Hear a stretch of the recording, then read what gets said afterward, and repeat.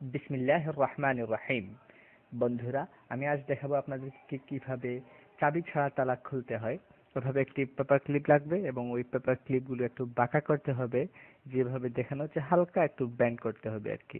তারপর এটাকে আপনার তালার শেষ প্রান্ত, মানে তালার এখানে যেভাবে দেখানো হচ্ছে ঠিক তেমনি ভাবে তালাতে ঢুকাতে হবে এবং শেষ প্রান্তে নিয়ে যাবেন এবং ওখানে গিয়ে হালকা একটা মোড়া দেবেন, তখন দেখবেন খুলে গেল।